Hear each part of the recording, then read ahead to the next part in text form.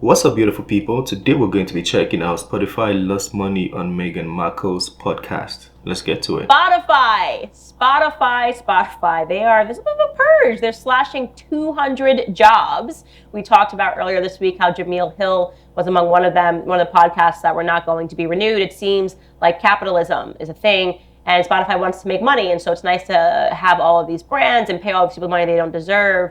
But also, when you realize they're not earning you any money because they have no talent, it might be revert back to the old strategy of making some money. So, among the podcasts that are on the chopping block and which will not be renewed is Meghan Markle's podcast. And this is shocking to me. I am shocked. I am shooketh to my core.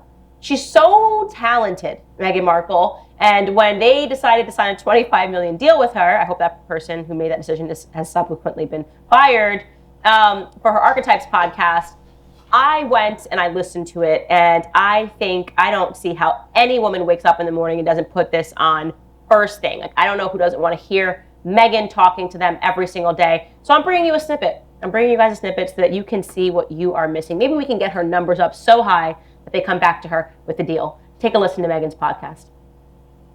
When I was 14, I planned my wedding. Not my actual wedding. That would have been a bit harder to imagine.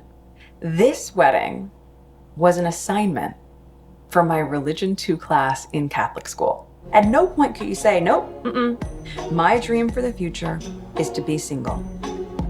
The message, even at my feminist all-girls... Why is she dancing? This is just like a whole different, next level of awkwardness to me. Like, looking at Candace Owens' face and listening to the podcast and then the music playing in the background, everything is just like, it's weird. School was as traditional as it gets.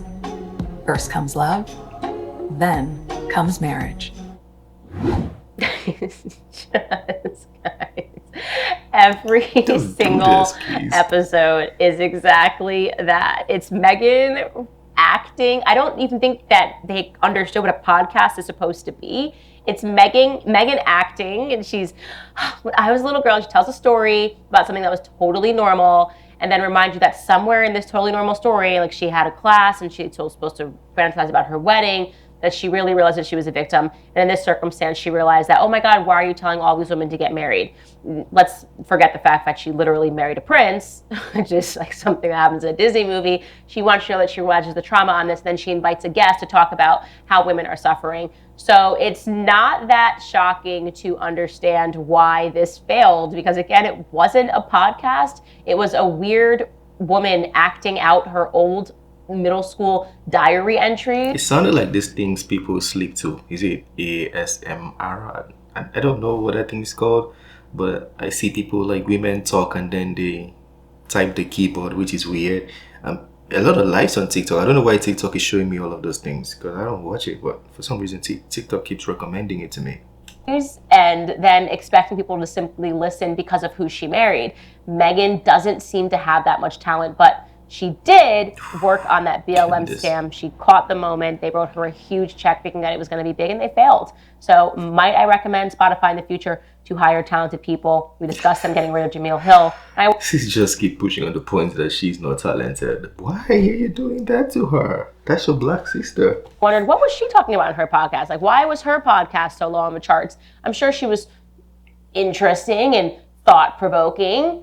So I had to listen to it. And here was Jamil's podcast entitled Jamil Hill is Unbothered. Take a listen. A question that I ask every guest that appears on the podcast, since it's called Jamil Hill is Unbothered. And I can't wait to hear your answer. When did you become unbothered? Because it sounds like you've been in that space. I've been unbothered. Yes. I've been unbothered. Yeah, it's a very good question to ask all of your podcast hosts. God, this woman is a problem. No, this woman is a problem. Why? Why are you like this? She doesn't have to say anything, but you can just tell the expressions on the face. Did you get unbothered? When did you become unbothered? Riveting. I'm sure she's received riveting answers. She had Patrice Cullors on, talking about how she thought she was going to die.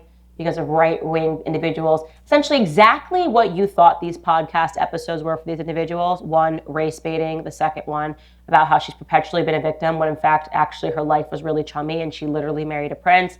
Exactly what these were, and it turns out there's not a market for whining. People don't want to wake up in the morning and hear somebody whine about their perfect lives every single day.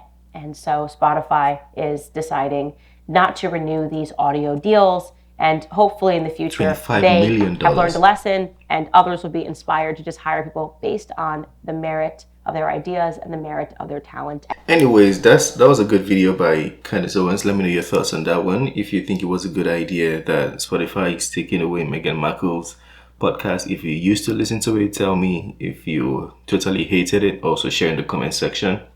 And don't forget to smash the like button and subscribe. I'll see you on the next one. Have a wonderful day. Peace.